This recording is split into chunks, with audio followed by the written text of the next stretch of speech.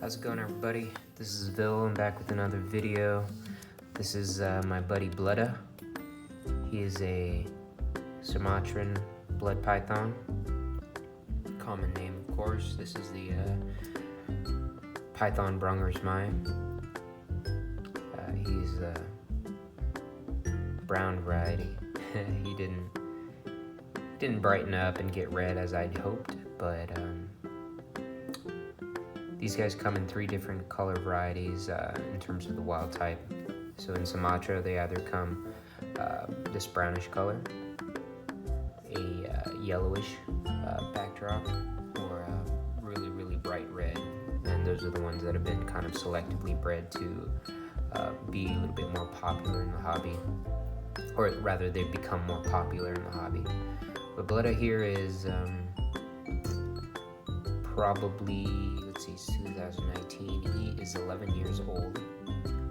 I originally thought that he was a 2007 hatchling, but I got him around about July 2008, and he was pretty small, so he was probably hatched earlier that year, maybe a couple months prior.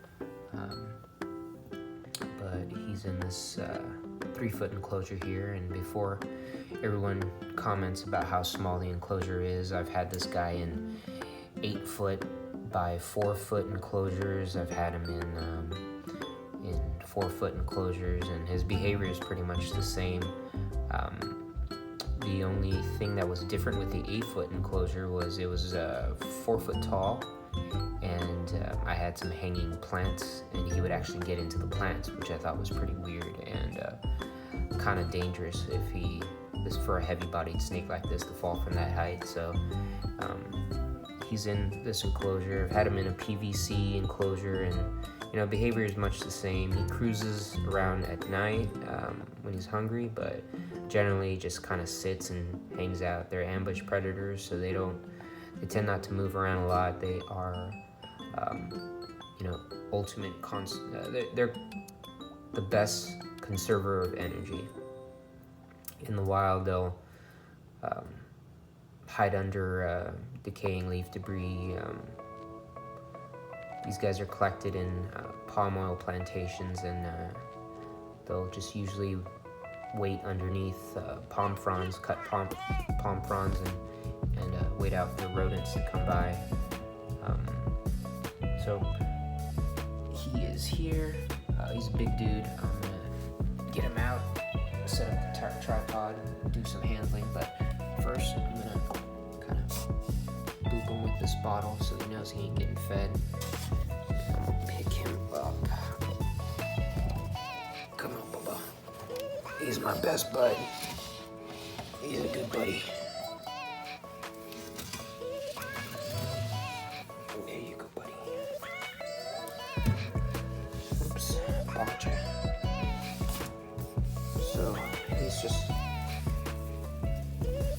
really chill dude. Take a look at some of my first videos. Going back to the oldest videos, he's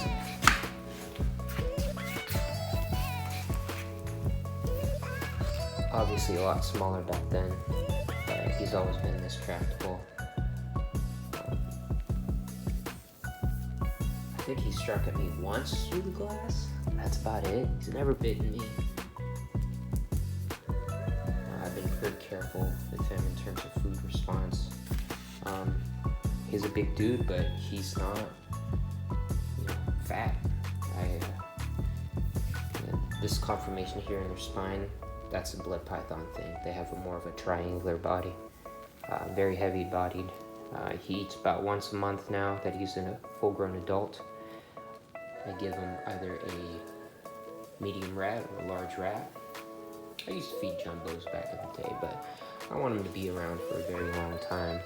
So he, because they're so sedentary, they shouldn't get too high of a work intake. Keep them lean. They live for a lot longer. These guys are pretty obvious when they're adults. You can see his tail there.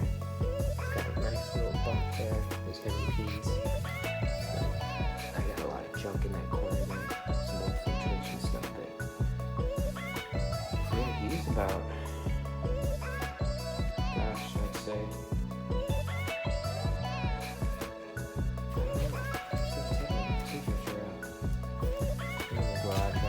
Clover's in the garage, but you're coming with me. Got this sucker.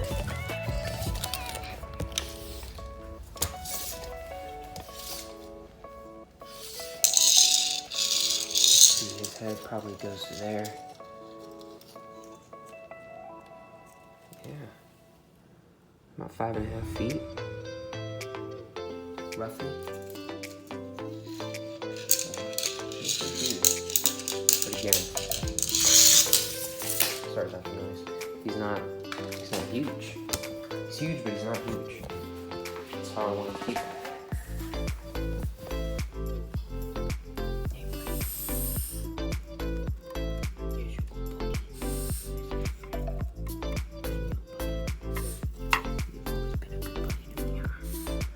You see the size of his head compared to my hand. Very tractable.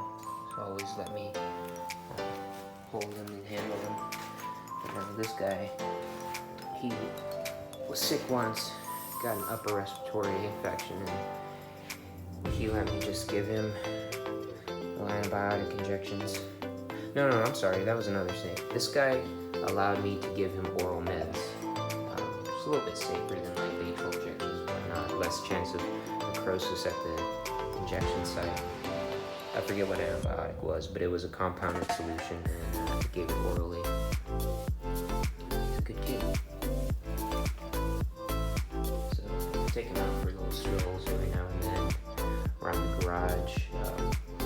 Back when I had a large backyard, I'd take him out. I wouldn't do it now just because I don't want neighbors to be freaking out. We're in a condo complex, and people tend to freak out about having big snakes crawling all over them, or even if it's my lawn. He's trying to get underneath my wife's car. He's my dude. Sorry about the poor lighting. I'm actually gonna pick him up.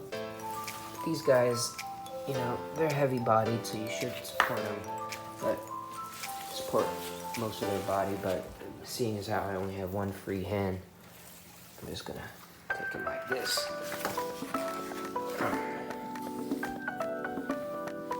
Here he is on my lap. He's a chill dude. He's always been a chill dude. Look at some of the videos.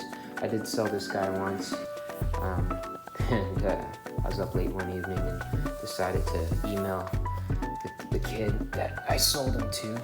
He just graduated from UCSD and was heading back home, and Mom wouldn't have been too happy about him coming home with a snake, so I got him back. Lucky for me. He's been with me ever since, so maybe just didn't have him for about half a year. He's been with me ever since, and you know, he's brown, but he's not a bright red snake. He's beautiful in my opinion. What do you guys think? Let me know in the comments. Goes into my shoe. So they're a fossorial snake. They want to be underneath things, under leaf litter, in hollows if they can find one big enough for their body. They say hatchlings of blood pythons are pretty hard to find. One of the theories is they hang out in rodent burrows, you know, eat all the smaller rodents in the rodent burrows. And so small ones are hard to find, but large ones you could just put a bunch of palm fronds and kind of get them that way. These guys are still farmed, but they're readily captive bred in the hobby. And he took a dive right into his water bowl. So like I said, guys, he's in a smaller enclosure, but I mean, this kid loves being kind of cramped, if you will. They feel a little bit more, you just need to pay attention to their body language. Um,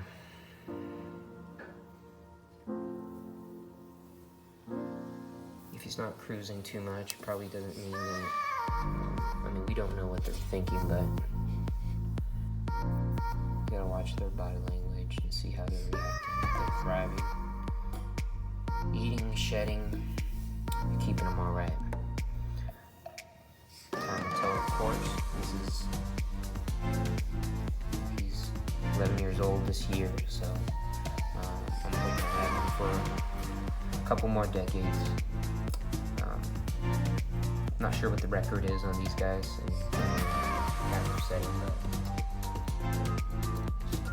I've heard of ball pythons living up to 50 years, so I think there was an example of the Blooduh or something of a ball python that lived 50 years, so it's just a rambling video, guys, so sorry if it's not your cup of tea, but I figured I'd give you a spotlight of old Blooduh here, one of my favorite boys. He's what, I don't want to say started the channel, but he was my first video, and he's a good kid.